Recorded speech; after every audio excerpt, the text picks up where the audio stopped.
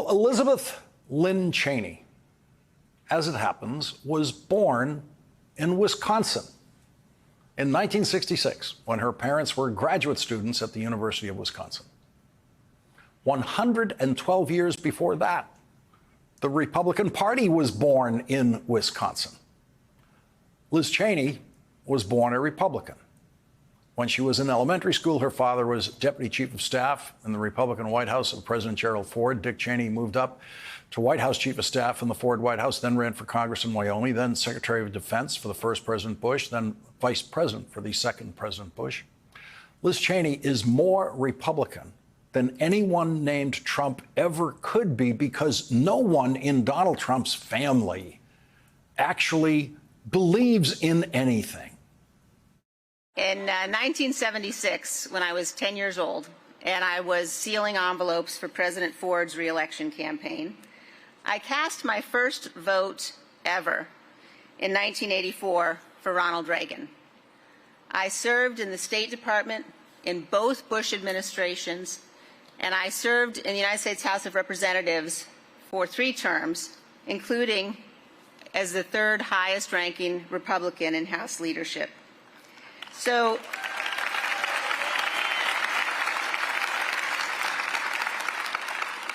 in other words, I was a Republican even before Donald Trump started spray tanning. Liz Cheney went to the small town in Wisconsin today where the Republican Party was born, in the hope that what she had to say would be heard by Republicans like her, who have never voted for a Democrat in their lives. I know that our security and our freedom depend upon a world in which America, with our allies, leads. And above all else, I know that the most conservative of conservative values is fidelity to our Constitution.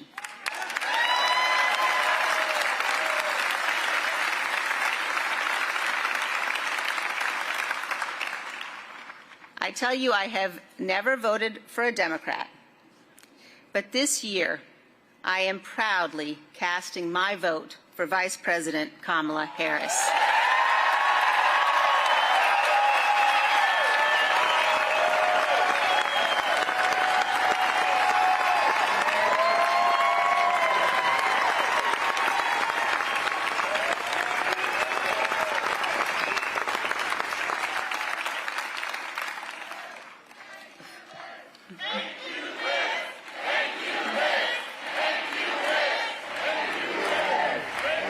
Vice President Harris is standing in the breach at a critical moment in our nation's history.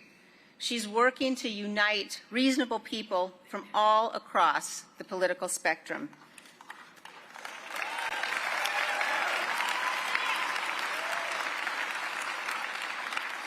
Vice President Harris has dedicated her life to public service. I know that she loves our country, and I know that she will be a president for all Americans. As a conservative, as a patriot, as a mother, as someone who reveres our Constitution, I am honored to join her in this urgent cause. Liz Cheney echoed her role as chief Republican investigator of Donald Trump on the January 6th committee. When Donald Trump woke up on the morning of January 6, 2021, his intention, despite having lost the election, was that he would remain president. Rather than accept his loss and concede defeat, he had spent months overseeing a multi-part plan to attempt to seize power and remain in office. He ignored the rulings of the courts. He corruptly pressured state legislatures, including here in Wisconsin, to overturn the results of their elections. Donald Trump watched the attack on television for hours,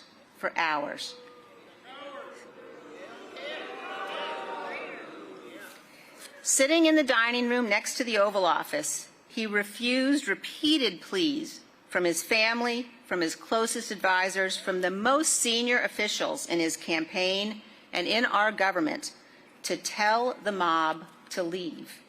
And when Donald Trump finally did speak publicly after hours of violence, after the Capitol had been invaded, he praised the rioters. He did not condemn them. That's who Donald Trump is. Those facts do not come from Donald Trump's political opponents. Those facts come from the people closest to him. They are the ones who testified that Donald Trump did not want to stop the violent attack on our Capitol. When he learned that Vice President Pence was not going to abandon his oath and help Trump seize power, Trump sent out a tweet attacking Pence and further inflaming the mob. One of Trump's aides testified that shortly after that, this aide received a phone call alerting him that the vice president had been evacuated for his own safety from his office off the floor of the Senate. This aide recalled rushing to the dining room to tell Trump, hoping that this information would convince him to take immediate action to ensure the vice president's safety. Instead, after this aide delivered that news, Donald Trump looked up at him and said, "So what?" He said, "So what?" Donald Trump was willing to sacrifice our Capitol to allow law enforcement officers to be beaten and brutalized in his name and to violate the law and the Constitution in order to seize power for himself. I don't care if you are a Democrat or a Republican or an independent. That is depravity, and we must never become numb to it. Any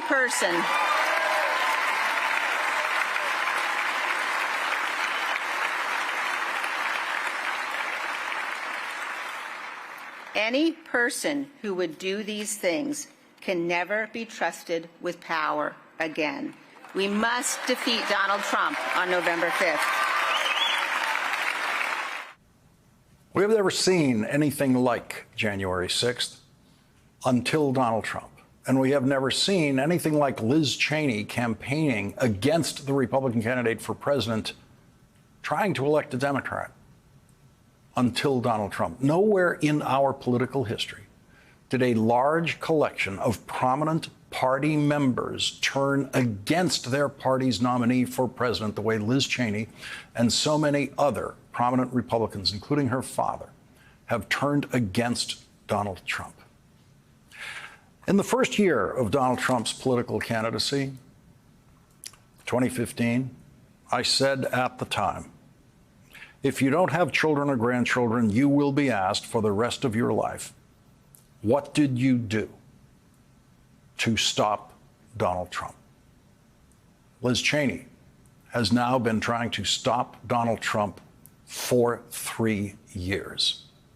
Liz Cheney now has an answer to what has she done to try to stop Donald Trump. Liz Cheney has brought the country to the point that she now calls our time of testing.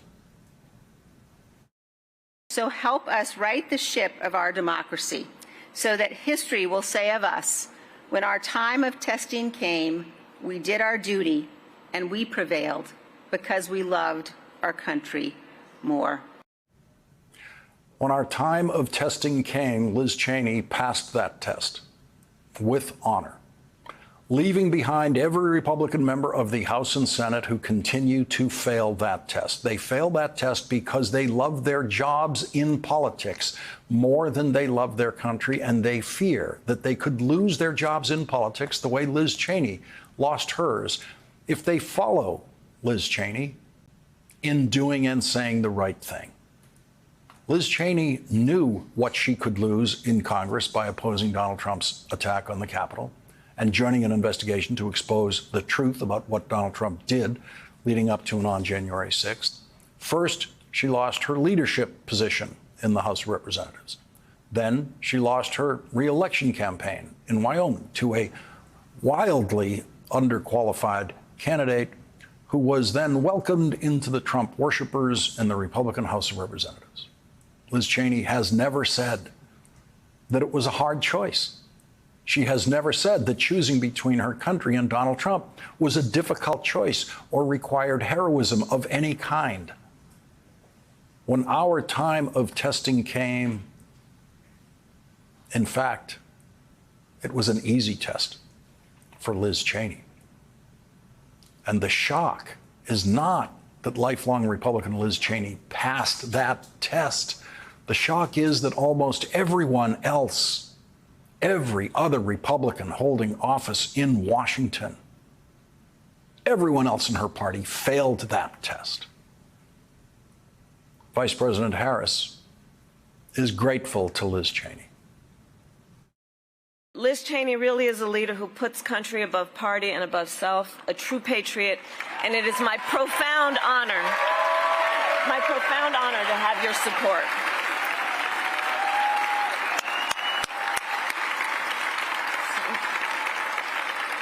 And your words today and the reason we are all here today, I think really do underscore perhaps one of the most fundamental questions that is facing the American people in this election. Who will obey that oath? Who will abide by the oath to preserve, protect, and defend the Constitution of the United States of America? I have had the privilege. Thank you. Thank you. Thank you. Thank you. Thank you. Thank you. And I have sworn an oath to uphold the Constitution 6 times in my career, including as Vice President, as a United States Senator, and as the top law enforcement officer of the largest state in our country. Responsible for upholding and enforcing the laws of the state and the laws of the United States was the work I did. And I have never wavered in upholding that oath. And I have always executed it faithfully and without reservation.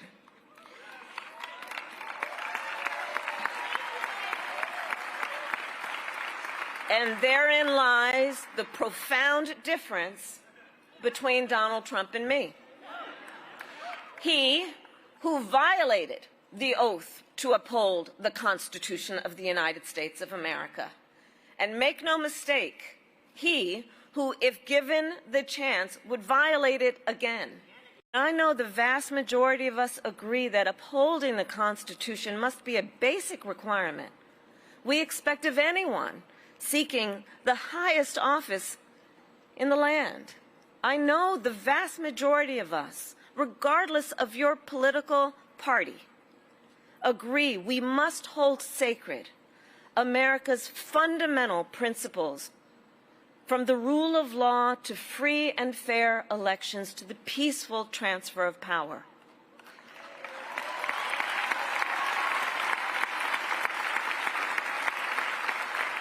And if you share that view, no matter your political party, there is a place for you with us and in this campaign, because those principles, I know, unite us across party lines.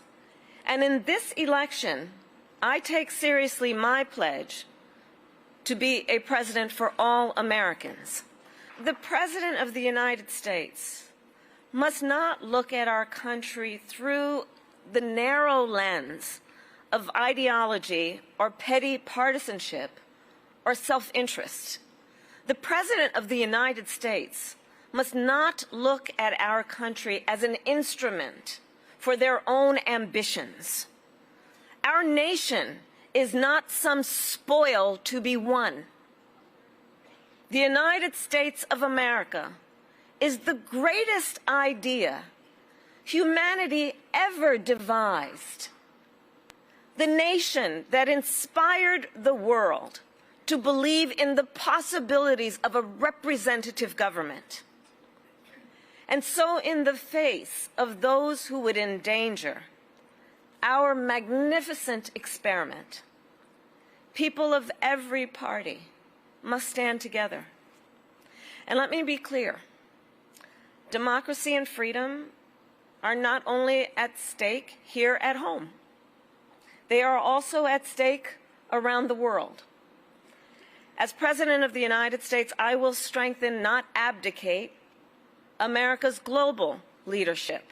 So we are gathered here today in Ripon, not far, as the Congresswoman mentioned, from a small building where the Republican Party was born in 1854.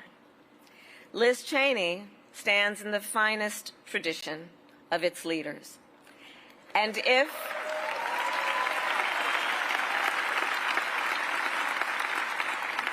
if people across Wisconsin and our nation are willing to do what Liz is doing, to stand up for the rule of law, for our democratic ideals, and the Constitution of the United States, then together I know we can chart a new way forward, not as members of any one party, but as Americans.